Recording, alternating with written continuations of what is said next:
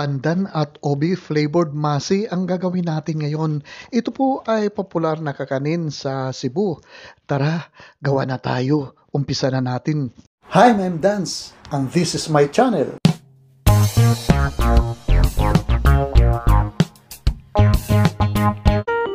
Una po sa lahat ay gagawin muna natin ang ating peanut fillings.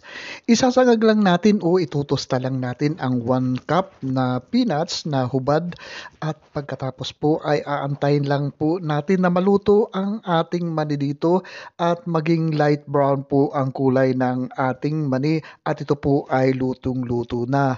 At pagkatapos po ay padadaanan natin ito sa isang maliit na food processor na gamit ko at ito po ay bahagya natin gigilingin ang ating mani po dito. Hindi po natin pipinuhin ang ating paggiling ng ating mani dito at kailangan meron pang konting-konting bites ang ating mga mani dito.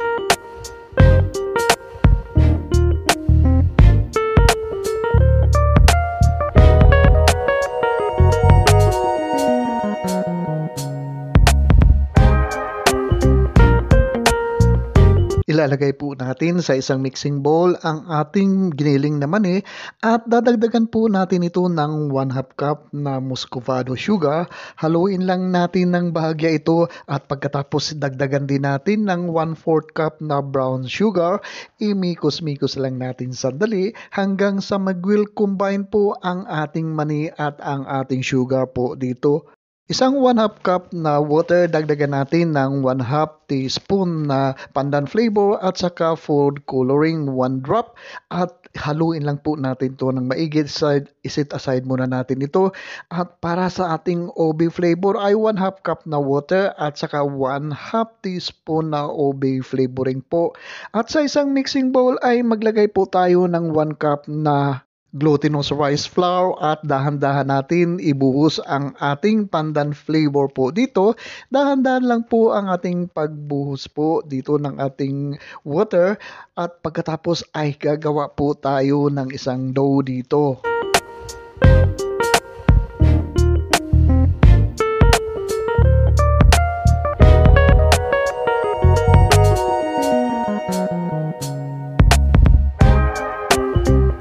At para mas mabilis ang ating paggawa ng ating dough dito ay gagamitin lang natin ang ating malinis na kamay at hahaluin lang po natin ang hahaluin hanggang sa makagawa tayo ng isang dough.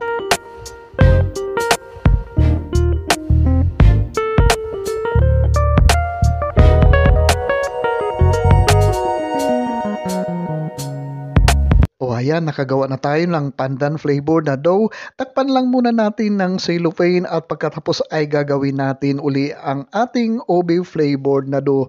Ganon din po ang proseso ng ating paggawa. Dahan-dahan natin ibubuhos ang ating obi flavoring o ang ating obi water at pagkatapos ay hahaluin lang po natin ito.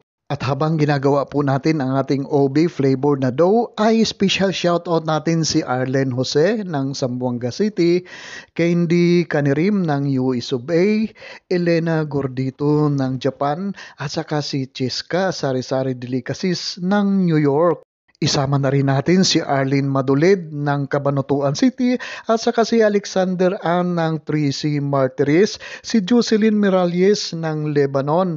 At pagkatapos ngayon naman po mag-scoop po tayo ng about 1 tablespoon ng ating obi flavored na dough at ibibilog lang po natin ang ating dough dito. At pagkatapos ay i-flatin lang po natin ito at maglalagay po tayo dito ng fillings ng ating peanut fillings maya-maya.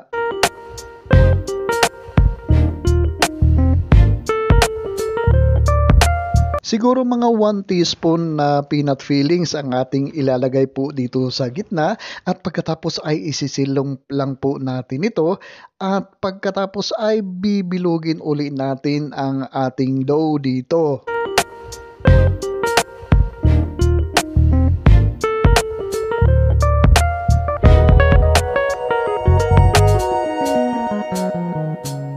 Gano'n din po ang gagawin natin sa ating pandan flavored na dough ay mag-scoop lang po tayo dito ng mga 1 tablespoon sa ating dough.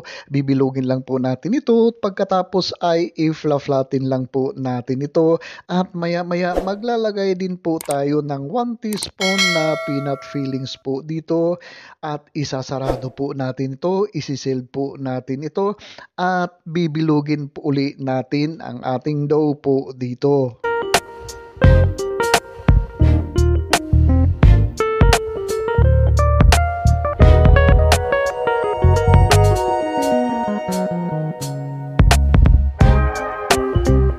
Ngayon na nabilog na natin lahat ang ating dough dito, magpakulo lang muna na tayo ng mainit na tubig at pagkatapos ihuhulog natin ang ating mga bola-bola dito sa ating kumukulong tubig at iluluto lang po natin ito.